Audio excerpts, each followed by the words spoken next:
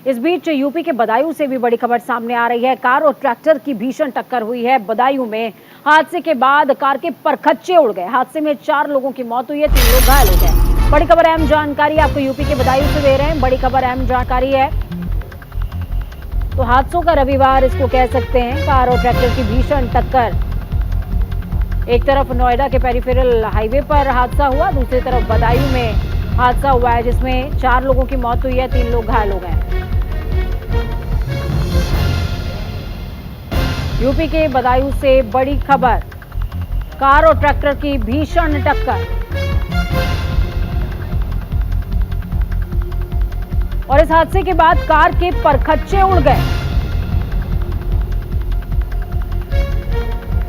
हादसे में 4 लोगों की मौत हुई है जबकि 3 लोग घायल बताए जा रहे हैं।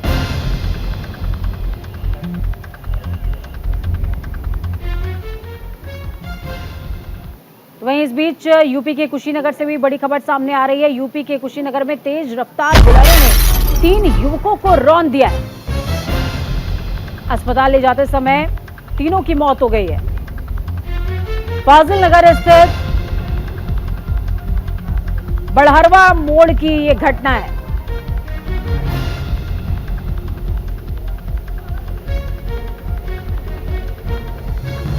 फाजिल नगर में बड़हरवा नगर की ये पूरी घटना, जहां पर कुशीनगर से तेज रफ्तार का कहर देखने को मिला है।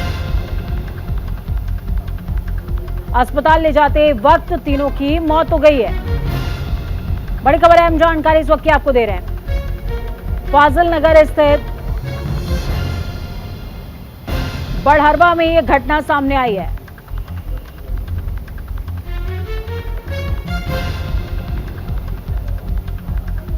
बड़ी खबर अहम जानकारी कुशीनगर से। लेकिन इस बीच सियासी गलियारों का भी रुख करते हैं, जहां पर बड़ी खबर अहम जानकारी विस्तार से बिहार से माफ कीजिएगा सामने आ रही है। नीतीश कैबिनेट का विस्तार हो सकता है, मानसून सत्र से पहले विस्तार हो सकता है। बड़ी खबर अहम जानकारी आपको दे रहे हैं। कांग्रेस के बड़े नेताओं से बातचीत।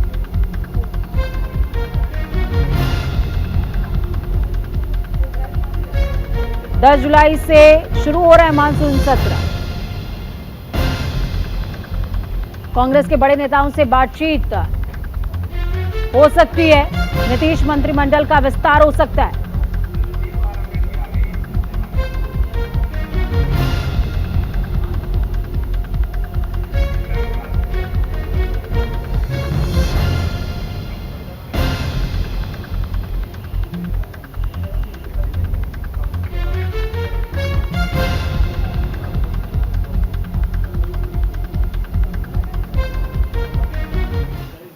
बिहार से इस वक्त की बड़ी खबर अहम जानकारी आपको दे रहे हैं। हाजीपुर में डेयरी फैक्ट्री में बड़ा हादसा हुआ है। बड़ी खबर अहम जानकारी, जहरीली गैस लीक होने से एक की मौत हो गई, 30 से ज्यादा की हालत बिगड़ चुकी है।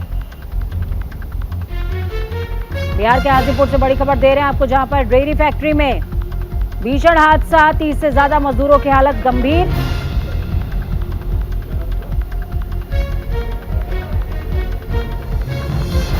डेयरी फैक्ट्री में जहरीली गैस लीक होने की वजह से एक व्यक्ति की मौत हो गई है, जबकि 30 से ज्यादा मजदूरों की हालत बिगड़ी हुई है।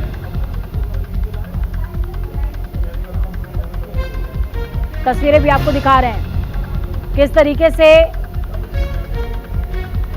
ग्राउंड जीरो पर स्थिति को नियंत्रित करने का पुरजोर प्रयास चल रहा है।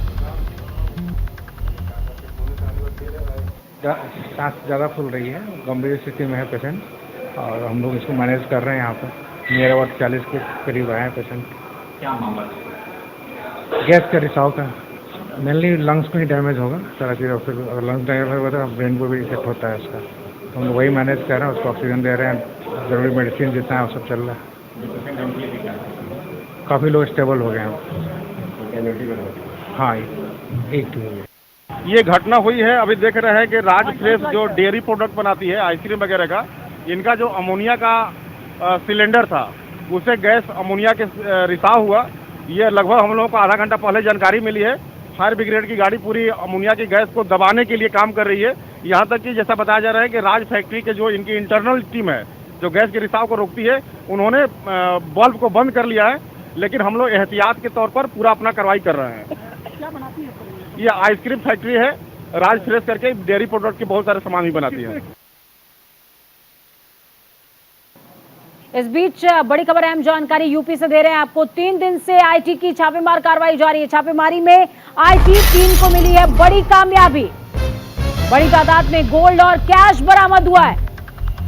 70 किलो सोना और चांदी बरामद हुई है। 8 करोड़ से ज्यादा नकदी भी जब्त हुई है। 1500 करोड़ का फर्जी बिल।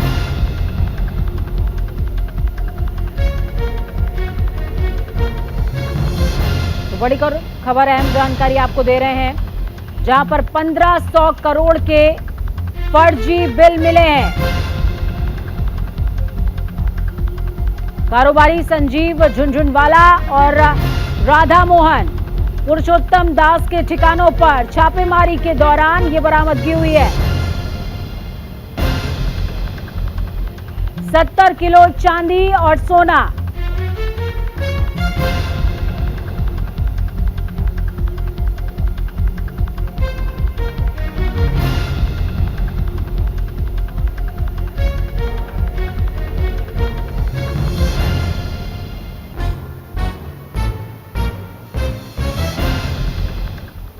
इस बीच देश के सबसे बड़े प्रदेश यानी कि राजस्थान से एक पॉजिटिव खबर। राजस्थान में इंदिरा गांधी रसोई योजना सालों से चली आ रही है। आपको बता दें कि इसमें गरीबों और जरूरतमंद लोगों को 8 रुपए में शुद्ध पौष्टिक भोजन मिलता है। जब कोरोना वैश्विक महामारी का दौर था, तब मुख्यमंत्री अशोक गहलोत ने आम जनता के साथ साथ गरीब किसानों और मजदूरों के दर्द को बारीकी से समझा। ऐसे में सूबे के मुख्यमंत्री अशोक गहलोत ने कोई भी भूखा नहीं सोए के संकल्प के साथ प्रदेश में इंदिरा रसोई की मुहिम का आगाज किया। इसी को लेकर न्यूज इंडिया की टीम ने जब इंदिरा रसोई में भोजन कर रहे तमाम लोगों से बातचीत की, तो आम लोगों ने क्या कुछ कहा वो भी आपको सुनना चाहिए। देखिए। मुख्यमंत्री अशोक गहलोत ने कोरोना में जिस तरह लोगों के पास रोजगार और 2 जून की रोटी का संकट आ गया था, उसके बाद राजस्थान में एक योजना लाई गई, इंदिरा रसोई योजना इसे नाम दिया गया और गांव-गांव ढानी-ढानी ऐसी रसोइयां खोली गई जहां 8 रुपए में लोगों को घर जैसा बैठकर भोजन सम्मान के साथ करवाया जाता है। गरीब व्यक्ति है उसे सम्मान के साथ साथ बैठकर यहाँ भोजन करने का अधिकार मिले, कोई भी भूखा नहीं सोए, इसकी सरकार ने व्यवस्था की है। 8 रुपए में आराम से कोई भी व्यक्ति, चाहे वो गरीब हो अमीर हो, इस रसोई में आकर अपना भोजन कर सकता है। और ये गांव-गांव ढानी 1000 इंदिरा रसोई खोलने का कार्यक्रम सरकार का था। अधिकांश जिला मुख्यालय, विधानसभा मुख्यालय पर ये रसोइयां खोली गई है। कुछ लोग हैं, इनसे हम बात करेंगे किस तरह की इस योजना का लाभ राजस्थान की जनता उठा रही है। सर, क्या नाम है आपका? महेंद्र सिंह। महेंद्र जी, आप नियमित आते हैं यहाँ भोजन करने? हाँ। किस तरह की योजना है और कितना लाभ इसका आप गरीब लोगों को मिल रहा है, आम आदमी को मिल रहा है? बढ़िया मिल रहा है, काफी लोगों को मिल रहा है। 8 रुपए में खाना बढ़िया मिल जाता है। क्या क्या देते हैं भोजन में? भोजन में 2 सब्जी मिलती है, रोटी मिलती है, चावल मिलता है। कितने लोग करीब यहाँ आसपास के इलाके से भोजन करने आते हैं? सर, यहाँ पे तो फुल आते रहते हैं। देखिए, दिन भर ये सिलसिला जारी रहता है। इंदिरा रसोई में लोग जो भोजन करने आते हैं वो लगातार यहाँ नियमित रूप से भी भोजन करते हैं। साथ ही कामगारों को भी इसका बड़ा एक लाभ मिलता है। यहाँ आसपास जो लोग काम करते हैं वो 8 रुपए में अपना भोजन कर अपना जो पेट है वो भरते हैं। कितना रुपया लिया जाता है और किस तरह कितने लोग यहाँ एक दिन में भोजन करने पहुँचते हैं? यहाँ सुबह के टाइम तो 400 सवा 400 लोग हो जाते हैं। 8 रुपए में खाना देते हैं और शाम को टाइम 200-250 लोग आ जाते हैं खाना खाने। 250 लोग, 8 रुपए टोकन दिया जाता है। और किस तरह भोजन किस तरह तैयार किया जाता है, क्या समय रहता है इसका? सुबह 8:30 बजे चालू होता है, 3 बजे बंद हो जाता है। फिर शाम के टाइम 5 बजे चालू होता है, 9:30 बजे बंद हो जाता है। तो देखिए, पारदर्शिता रखी गई है और इसका लाभ आम ग्राउंड तक आम जनता को मिल रहा है। आप तस्वीरें देखें, इस पूरे कैंपस को बहुत सुसज्जित तरीके से सजाया गया और साफ सफाई का विशेष रूप से यहाँ ध्यान रखा जाता है। कहाँ के रहने वाले हैं आप? हाँ जी। कहाँ के रहने वाले हैं? बिहार। आप नियमित रूप से यहाँ भोजन करने आते हैं? कैसा खाना मिलता है यहाँ? बढ़िया बढ़िया मिलता है। बढ़िया मिलता है। यहाँ क्या मजदूरी करते हैं आप? जी। कहाँ काम करते हैं आप? काम बिल्दारी का। यहाँ रोजाना भोजन यहीं करने आते हैं? नहीं, इधर आते हैं, इधर नहीं, दूसरा जा जाते हैं तो कहीं और। लेकिन भोजन इंदिरा रसोई में करते हैं? जी। ये व्यक्ति बिहार के रहने वाले हैं और राजस्थान में रहकर अपनी मजदूरी करते हैं, लेकिन लगातार इंदिरा रसोई में जो पेट भरने का काम है, 8 रुपए में भोजन करने का काम है, वो इंदिरा रसोई में सुलभ रूप से राजस्थान की जनता को मिल रहा है। हम आपको बताएं, इस चुनावी वर्ष में ये इंदिरा रसोई की जो योजना है, इसकी प्रशंसा ग्रामीण क्षेत्रों में तो हो ही रही है, साथ ही साथ शहरी क्षेत्रों में अपना रोजगार करने वाले, बाहर से आने वाले लोगों को भी इस योजना का लाभ मिल रहा है। सहयोगी जितेश शर्मा के साथ लोकेश नागर। तो सिर्फ इंदिरा रसोई ही नहीं, बल्कि राजस्थान के लोगों को और भी सुविधाएं मिल रही हैं। राजस्थान के मुख्यमंत्री अशोक गहलोत खुद 25 से ज्यादा जिलों में जाकर महंगाई राहत शिविरों में जाकर अवलोकन कर चुके हैं। वहीं शिविरों में जाकर खुद स्थानीय लोगों और लाभान्वित परिवारों से बातचीत कर रहे हैं। इतना ही नहीं, इन कैंपों में आज भी भारी भीड़ उमड़ रही है। ऐसे में न्यूज इंडिया की संवाददाता छवि अवस्थी ने जयपुर स्थित महंगाई राहत शिविर का जायजा लिया। क्या कुछ खास नजर आया और क्या कुछ फायदे हैं इसके, देखिए। जिस तरह की यहाँ पर हमने आने के बाद लोगों से बात की, वो हम आपको बताते हैं कि किस तरह से लाभ यहाँ पहुँच रहा है। हमारे साथ यहाँ कुछ लोग भी हैं। आप अभी यहाँ शिविर में आए और किस तरह का लाभ लेने आए, क्या लगता है कितना फ़ायदा? ये हम जो बिजली का लाभ लेने आए हैं, हम 100 यूनिट फ्री मिल रही है और अच्छा रेस्पॉन्स है। और पिछले महीने में लोगों के आया भी है, वो रुझान देख के हम भी आए हुए हैं यहाँ और हमने रजिस्ट्रेशन करा लिया है। क्या कहना चाहेंगे सरकार के लिए कि ये जो पहल की गई है? बिल्कुल सही है सब। निश्चित रूप से आम व्यक्ति जो होता है उसके लिए कितना फ़ायदेमंद है, ये जानना बहुत ज़रूरी है। आप भी यहाँ आए हुए हैं, आपके हाथ में भी ये कार्ड में देख पा रही हूँ। क्या लगता है ये जो शिविर लगाए गए, क्योंकि मुख्यमंत्री ने जिस तरह की पहल की, उसको किस तरह देखते हैं, कितना फ़ायदेमंद है?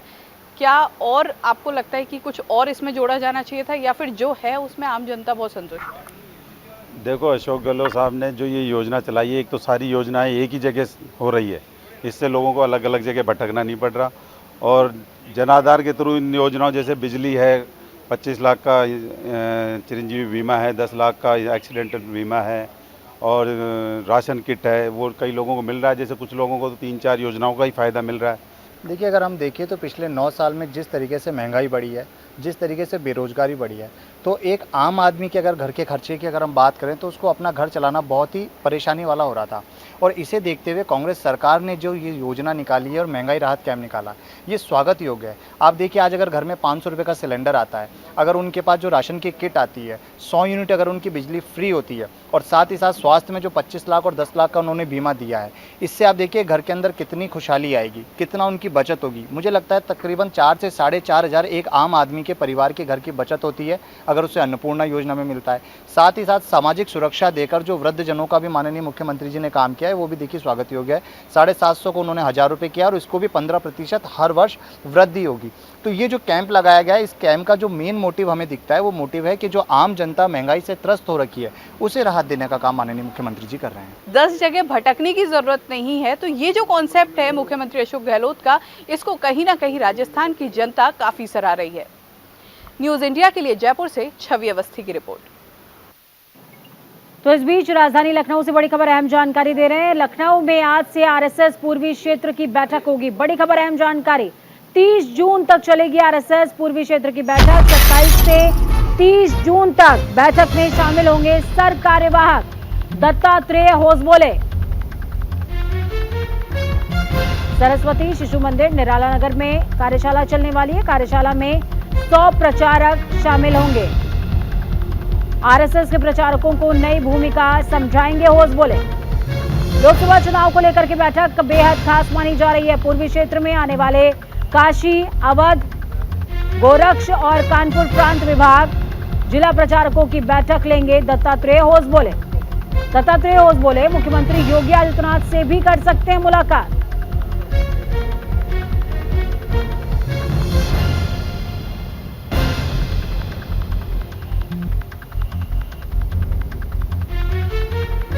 तो सरस्वती शिशु मंदिर निराला नगर में कार्यशाला में 100 प्रचारक शामिल होने वाले हैं, जिसमें सर कार्यवाहक दत्तात्रेय होसबोले शामिल होंगे।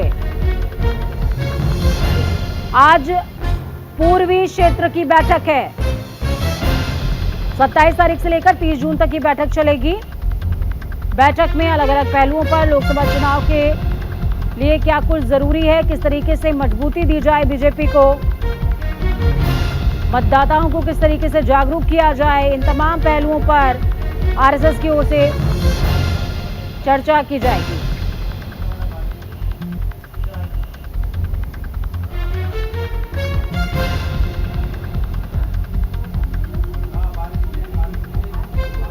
तो बड़ी खबर अहम जानकारी आपको दे रहे हैं, कार्यशाला में 100 प्रचारक होंगे शामिल।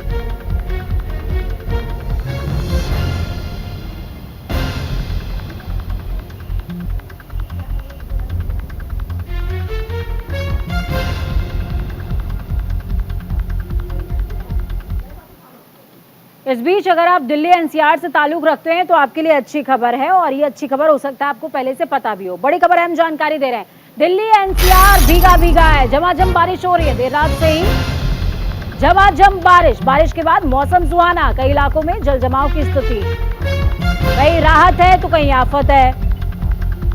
गर्मी से निजात मिली है लेकिन जल जमाव से बचेंगे कैसे?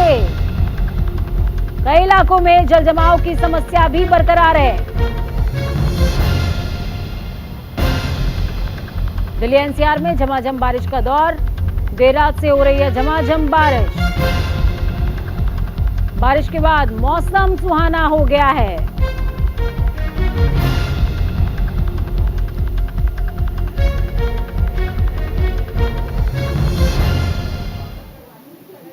तो दिल्ली के आसपास अगर आपको कहीं है जाना तो मौसम हो गया है सुहाना, मौसम का तो ग्रीन सिग्नल है और आप घर से निकल सकते हैं। वक्त छोटे से ब्रेक का, ब्रेक के उस पार खबरों का सफर लगातार जारी रहेगा। बने रहिए न्यूज इंडिया के साथ, क्योंकि हम हैं राष्ट्र की आवाज।